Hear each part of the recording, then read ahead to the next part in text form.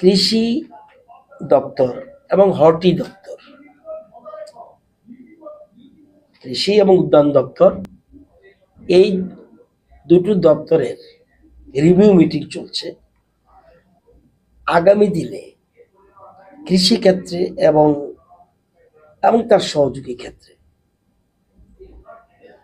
যাতে আরো বেশি আমরা এই রাজ্যে উৎপাদন বাড়াতে পারি, সেক্ষেত্রে আমাদের কি কি করা উচিত, সেন্ট্রাল গভর্নমেন্ট থেকে আমরা কি পাচ্ছি, রাজ্য সরকার আমরা কি দিচ্ছি, এটা নিয়ে আজকে ডিডিএ এবং এসএ লেভেলদের মিটিং আমরা এখানে করছি। আলোচনা প্রায় শেষ। এখানে আলোচনা ছিলেন আমাদের কৃষি সচিব অপূর্ব রায়, ডাইরেক্টর এগ্রিকালচার শরদিন্দু বাবু এবং ডাইরেক্টর হর্টিকালচার ফণীভূষণ জমাতিয়া সহ অন্যান্য আধিকারিকরা।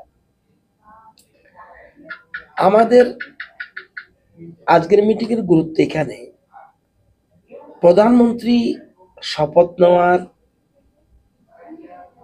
প্রথম মিটিংয়ে উনি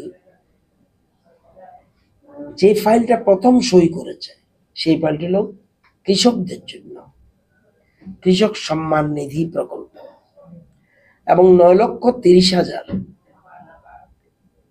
9,30,00,000 9,30,000 না, 9,30,00,000 কৃষকদের জন্য কৃষক সম্মান নিধির 17th ইনস্টলমেন্ট উনি রিলিজ করেছেন, প্রায় 20,000 কোটি টাকার উপর।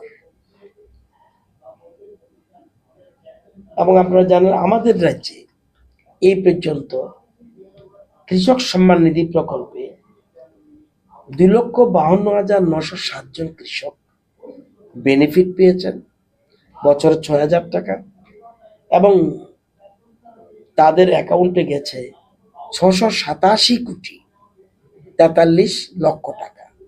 এই যে 17th আগ পর্যন্ত 17th টাকা যখন আমাদের রাজ্যে শেয়ারে আসবে তখন এটা আরো যুক্ত হবে।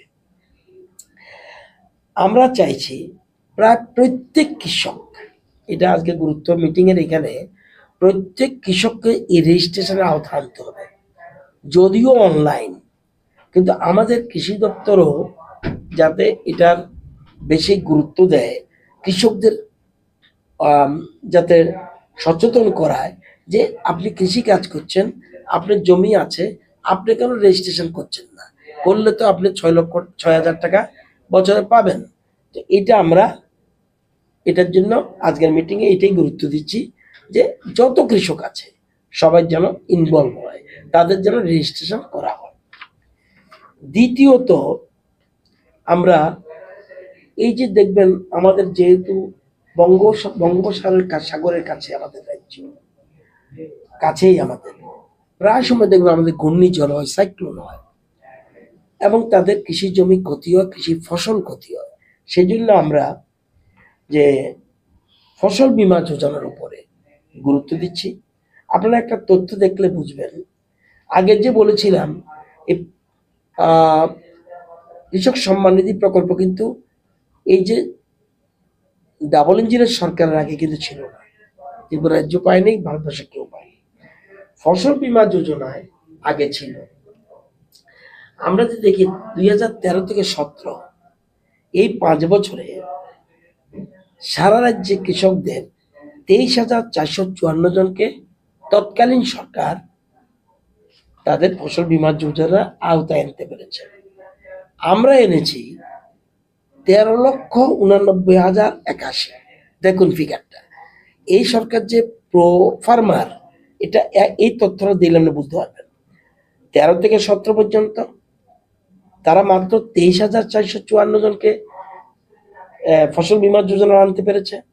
আমরা এনেছি 13,89,081 জন, এবং তাদের সময় এই যে ফসল বীমা যোজনার টাকা পেয়েছে 1,70,00,000। আমরা সময় পেয়েছে যে আমাদের সময় যে এগুলি 9,43,00,000। তো কৃষকদের প্রতি আমরা কতটুকু দায়বদ্ধ, এটা যেন আরো বেশি মানুষ ফসল বীমা যোজনা আসে। আজকের মিটিং এ রিভিউ মিটিং এটা আরেকটা ইম্পর্টেন্ট জিনিস, সব কৃষি নিয়ে, যেহেতু প্রধানমন্ত্রী কৃষকদের সবচেয়ে বেশি গুরুত্ব দিচ্ছে, বলছে যতজন কৃষক কৃষি কাজ করে, কৃষি কাজ না করলে তাকে সাহায্য করার দরকার নেই। কৃষি দপ্তরের যে অর্থটা, সে অর্থ কৃষি কাজে যুক্ত যারা তারা। কৃষি ঋণ আমাদের রাজ্যে, আমাদের পিরিয়ডে আমরা কৃষি ঋণ দিয়েছি 3,45,799 জনকে। কত কোটি টাকা? 1,822,73,00,000 কৃষি ঋণ।